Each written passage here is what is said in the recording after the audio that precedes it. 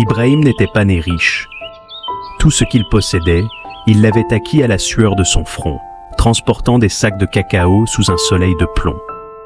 Lorsqu'il ouvrit sa boutique à la lisière du village, il ne vendait que du sel et du savon. Mais sa probité et son sourire attirèrent tout le monde.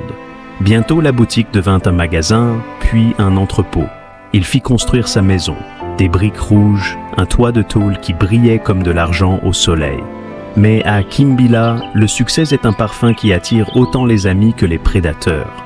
Les anciens du village disaient « Quand ton champ est trop vert, les oiseaux du voisin oublient de manger chez eux. » L'oncle Mamba, le frère aîné de son défunt père, observait ce succès d'un œil vitreux. Pour lui, Ibrahim commettait un crime, celui d'être libre.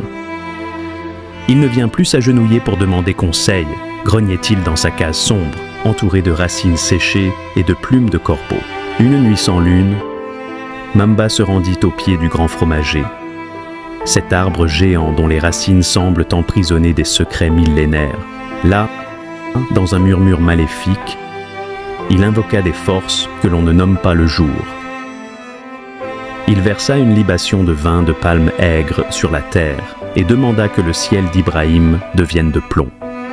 Le changement fut brutal. Cela commença par un silence de mort dans la boutique. Plus un client, puis l'odeur.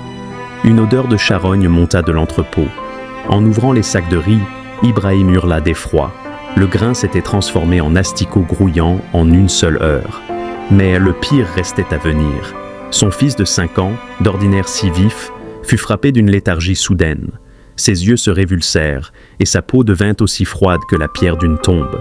Les médecins de la ville passèrent, déconcertés. Son corps est là, mais son âme semble ailleurs, dirent-ils.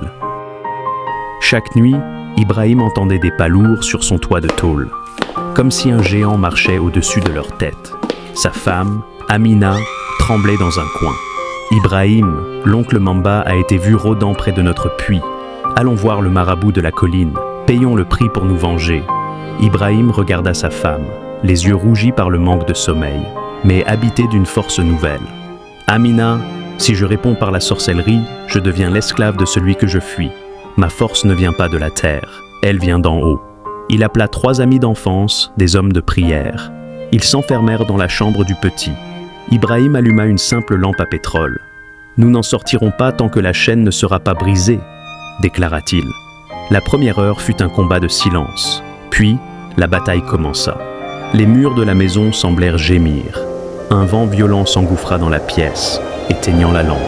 Mais les hommes continuèrent de prier de mémoire, les voix s'élevant en une mélodie puissante. Ils citaient les psaumes, ils invoquaient le sang de la protection, ils proclamaient la victoire de la vie sur la mort. À 3 heures du matin, l'heure où les ténèbres sont les plus denses, un cri inhumain retentit au loin, vers le grand fromager. Dans la chambre, le petit garçon poussa un grand soupir, ses membres se détendirent, et une sueur chaude perla sur son front. La vie revenait. Au même instant, à l'autre bout du village, la case de Mamba fut secouée par un incendie mystérieux qui s'éteignit aussi vite qu'il s'était déclaré, laissant l'oncle hagard, ayant perdu l'usage de la parole. La loi du retour avait frappé. Celui qui creuse une fosse pour son frère finit par y tomber lui-même.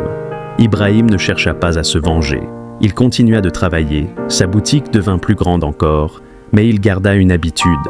Chaque soir, à l'heure où l'ombre s'allonge, sa maison résonne non pas de cris de peur, mais de chants de gratitude.